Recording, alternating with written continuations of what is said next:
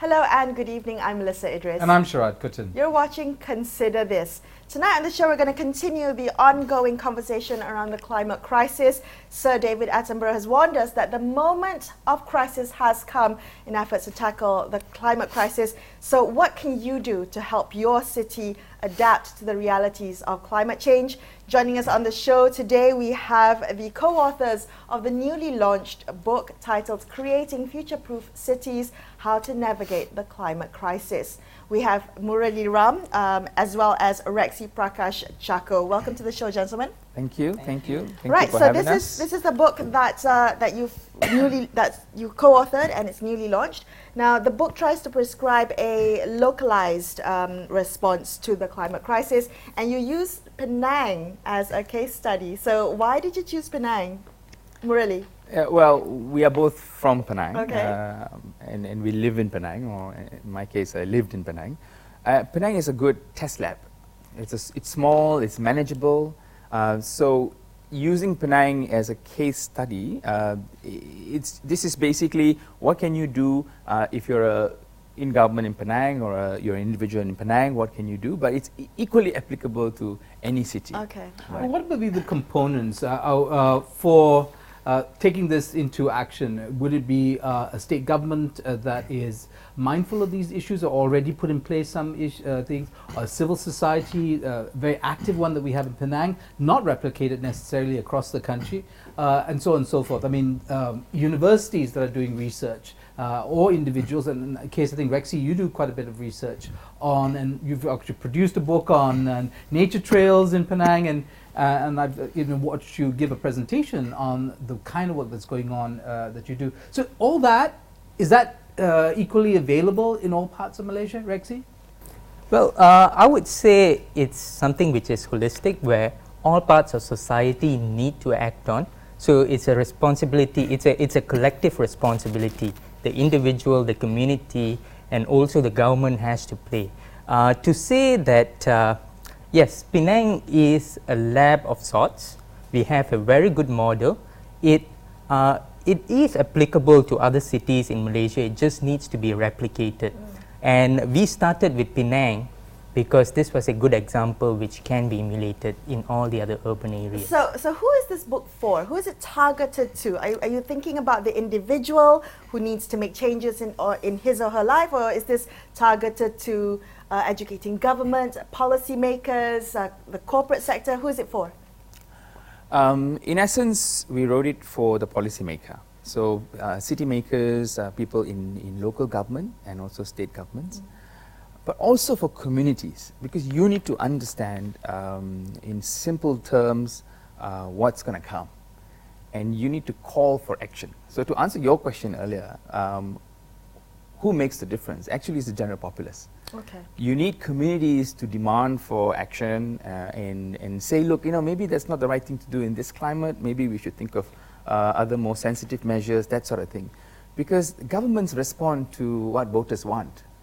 And when voters are more conscious about the climate crisis and what's coming, then they understand measures that are put in place and they'll welcome it and also demand for it. So you want to get to that end of the spectrum. So can I just get an assessment from both of you where you think the level of awareness is in terms of addressing the climate crisis for the general populace? Are we aware? Are we just kind of choosing not to act on this awareness? What do you think, Rexy?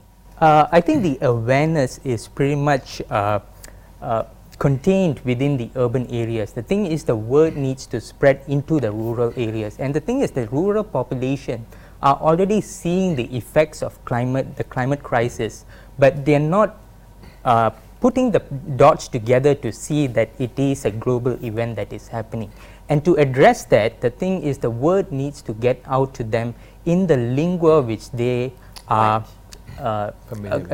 familiar with, which is in Malay.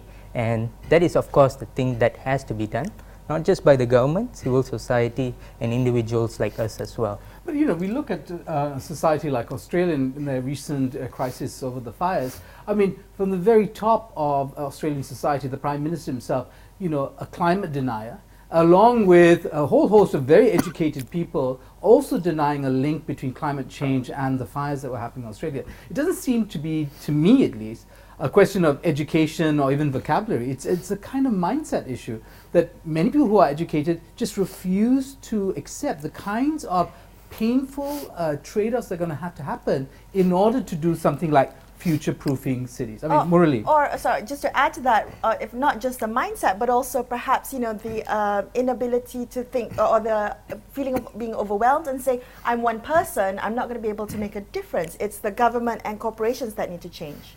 So it's not about being educated generally, it's about being educated about this issue.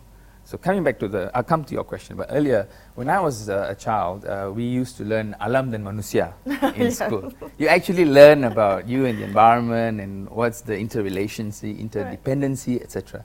There's no such thing here. So I've got a couple of kids in school. When I talk to them about issues such as, you know, don't do this and, you know, carbon emissions, they look at me like, what are you on about? So we need to get the conversation in schools.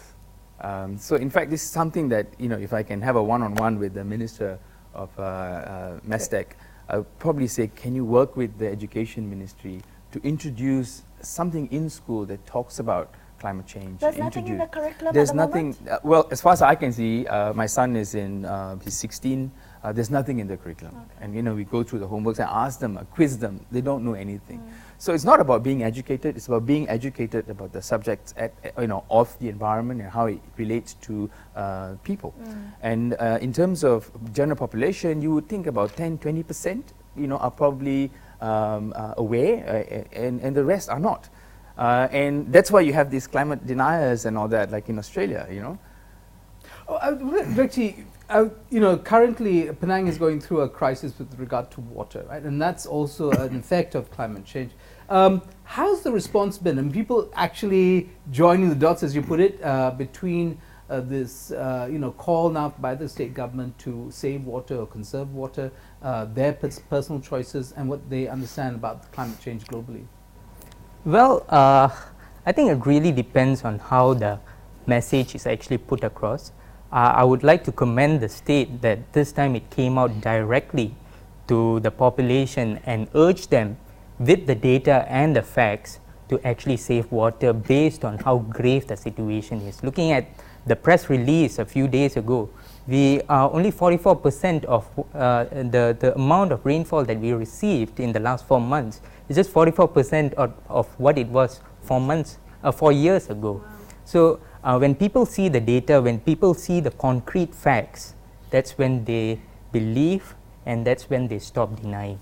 And it has to be channeled in such a way. Okay, we're going to take a quick break and come back and take a closer look at what we can do specifically in mitigating the effects of the climate crisis. Stay tuned to consider this.